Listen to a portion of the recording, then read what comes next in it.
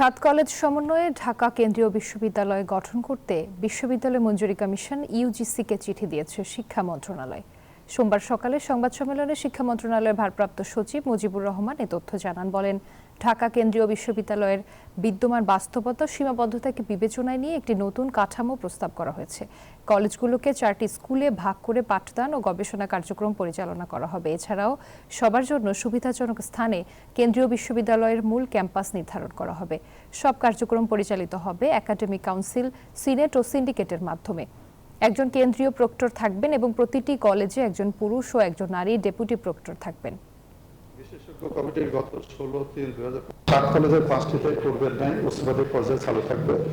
স্নাতক ও উচ্চমাধ্যমিক শিক্ষার্থীরা টাইম, স্পেস ও রিসোর্স শেয়ারিং পদ্ধতিতে একই ক্যাম্পাস ব্যবহার করবে। বান্ডেল থাকলে প্রতি সেনমানিতে টাকা বাঁচবে। বিকাশ সেনমানি বান্ডেল কিনে জিতুন প্রতি লেনদেনে।